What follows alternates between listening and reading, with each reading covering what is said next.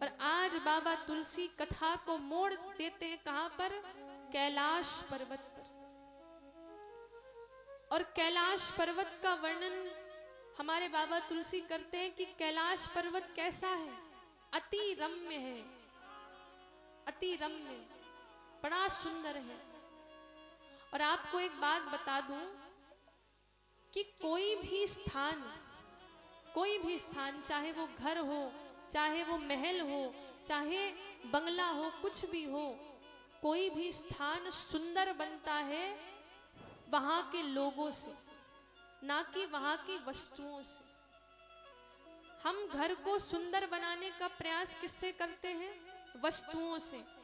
बढ़िया बढ़िया अलमारी ले आएंगे, सोफा सेट ले आएंगे, पर आपको बता दूं घर सुंदर सोफा से नहीं बनेगा महंगे, घर सुंदर बढ़िया बढ़िया पर्दों से नहीं बनेगा, घर सुंदर बनेगा वहां के लोगों के व्यवहार से।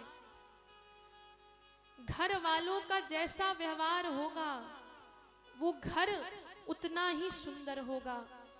और आपको बता दूं वो घर नहीं होगा, फिर वो मंदिर बन जाएगा। हम देखते हैं कभी कभार हमारे मन में ये आता है कि किसी के घर हम जाते हैं तो हमें लगता है कितना अच्छा घर है, पॉजिटिव एनर्जी आती है। और कुछ लोगों के घर जाओ तो वहां पर लगता है कितनी लड़ाई झगड़ा यहाँ पर होता होगा, कितनी निगेटिव एनर्जी आती है। तो इसका कारण है वहां के जो लोग हैं जैसा व्यवहार करते हैं वैसा ही वातावरण बन जाता है।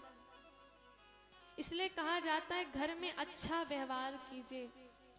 और देखिए कैलाश का वर्णन बाबा तुलसी कहते हैं कि कैलाश जो है अति रम्य पुनीता, बहुत रम्य है। और कैलाश पर्वत में क्या कोई सोफा सेट है? आप बताओ, सोफा सेट वहां पर है? बढ़िया बढ़िया त्रिवेणी की अलमारियां हैं? नहीं है। बढ़िया बढ़िया पेंट लगा है वहां पे? नहीं है। वहां पे तो कुछ भी नहीं है, सिर्फ वट वृक्ष है एक, हर जगह पशु पक्षी हैं। और वहां पर भी हमारे बाबा ने उस स्थान को अति रम्य बना दिया है। और आपको बताऊं तो जो हमारे शंकर भगवान हैं उनको कहा जाता है कि ये फैमिली के गुरु हैं। क्या है? फैमिली के गुरु, अर्थात वो फैमिली मैनेजमेंट हमको सिखाते हैं, परिवार प्रबंधन कैसा हो। अब आप देखिए, दर्शन करिएगा बाबा का परिवार कैसा है। हमारे बाबा के परिवार में, शंकर भगवान के परिवार में इतने अजीब अजीब लोग एक साथ रहते हैं। बाबा का वाहन कौन है? बैल, नंदी महाराज। और हमारी मां पार्वती का वाहन कौन है? सिंह। अब आप बताओ, यहां पर अगर एक बैल और एक सिंह आ जाए तो क्या होगा? सिंह बैल को खा जाएगा? खा जाएगा कि नहीं? परंतु बाबा का ऐसा मैनेजमेंट है शंकर भगवान का कि दोनों बड़े प्रेम से रह रहे कि नहीं? दोनों साथ रहते हैं। भगवान शिव के जो सबसे बड़े पुत्र हैं उनका नाम क्या है?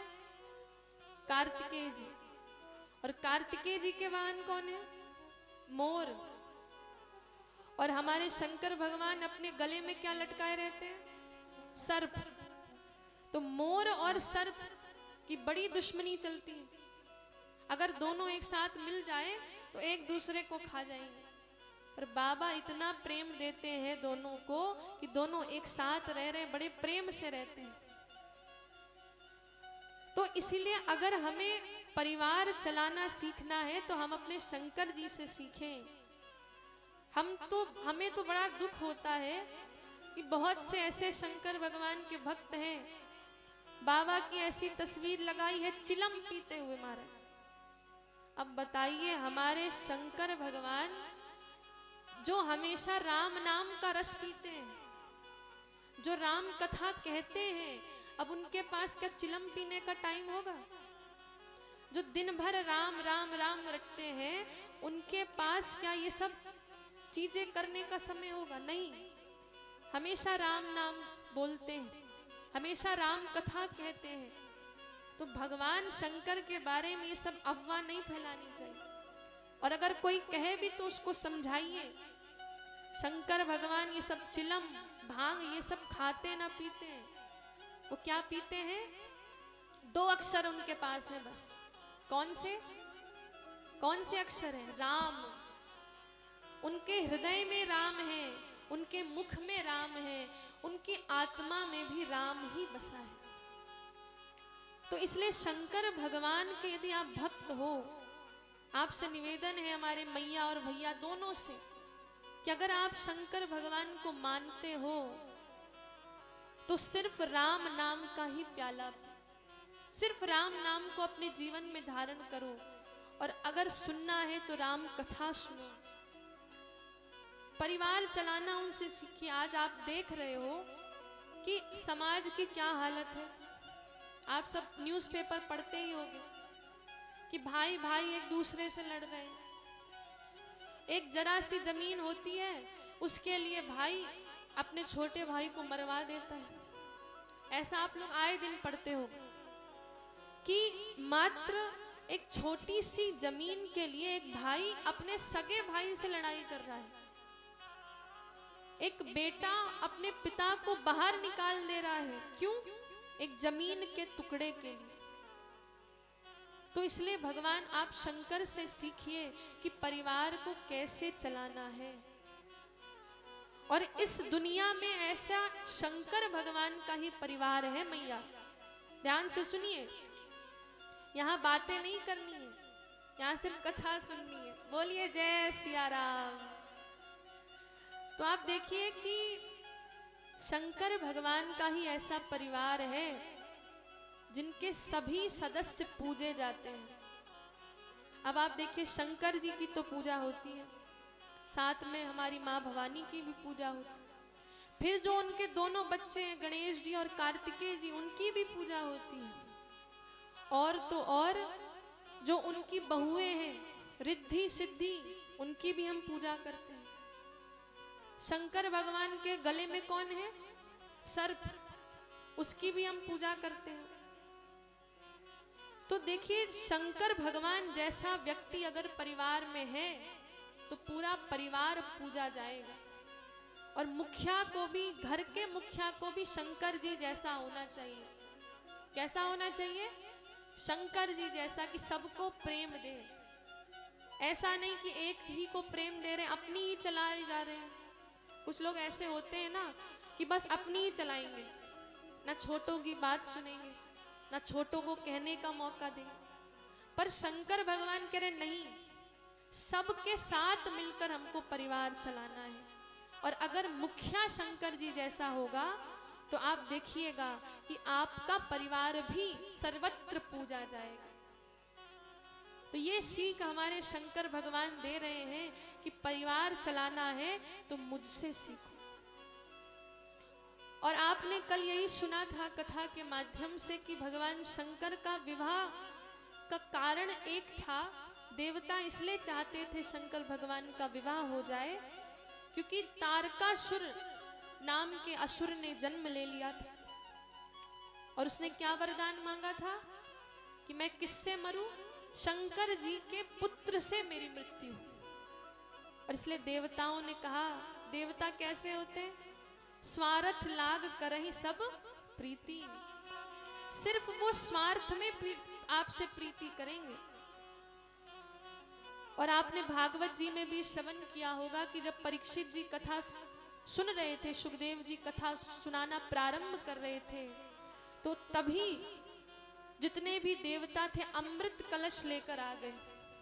सुनिए आपने भागवत में ये सब कि जैसे ही कथा सुनाने जा रहे थे अमृत का कलश लेकर आ गए और कहा कि आप हमें कथा सुना दो और हम आपको ये अमृत रूपी ये अमृत दे देंगे, आप हमें कथा सुना दो। तो सुखदेव जी महाराज ने भगा दिया कि तुम बड़े ही स्वार्थी हो, जब तुम्हारा स्वार्थ होता है चले आते। तो इसलिए देवताओं ने भगवान शंकर का विवाह होना इसलिए चाहा था कि तारकासुर का वध हो जाए। तो कहते हैं विवाह हुआ और उनके पुत्र का जन्म हुआ, जिनको हम षडानन कहते हैं। षडानन जानते हैं आप लोग क्या होता है? जिसके 6 मुख होते हैं। इसकी कथा शिव महापुराण में बड़ी सुंदर कही गई है। अभी समय नहीं है तो हम आपको ऐसे ही बता दें कि जो 6 मुख वाले वो कौन है? कार्तिकेय जी। बड़ी विस्तार से इसकी कथा आती है शिव पुराण।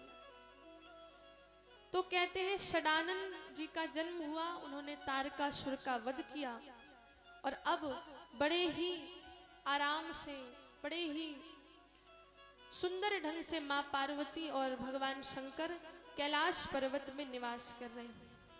अब हमारे बाबा तुलसी कहते हैं कि एक दिन हमारे शंकर भगवान बड़े प्रसन्न मुद्रा में, बड़े प्रसन्न हैं और उन्होंने क्या देखा? एक वट वृक्ष देखा। वट वृक्ष आप जानते हो क्या होता है? बरगद का पेड़, जिसकी आप लोग पूजा भी करते हो कि नहीं? हाँ या ना? हाँ, ये सब आप कहते रहिए तभी आनंद आएगा। अब हम एक ही बोलते जा रहे हैं, आप भी बोलो तो हमें अच्छा लगेगा। तो जो बरगद का पेड़ है, कहते हैं वो विश्वास का प्रतीक है और बाबा को ये बड़ा ही पसंद है। जैसे हम तो टेंट के नीचे बड़े आराम से कथा कह रहे हैं, पर हमारे जो शंकर भगवान थे वो इसी बरगद वृक्ष के नीचे बैठकर कथा कहते थे। तो कहते हैं एक दिन हमारे शंकर भगवान बड़े ही प्रसन्न मुद्रा में हैं। तो तुलसी बाबा कहते हैं, निज कर डासी नाग रिपु डाला, निज कर डासी नाग रिपु छाला, बैठी सहजी शंभु कृपाला, बैठी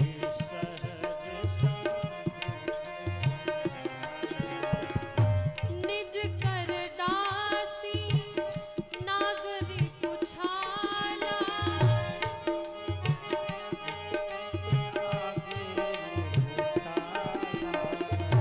बैठी सहजी शंभु कृपाला।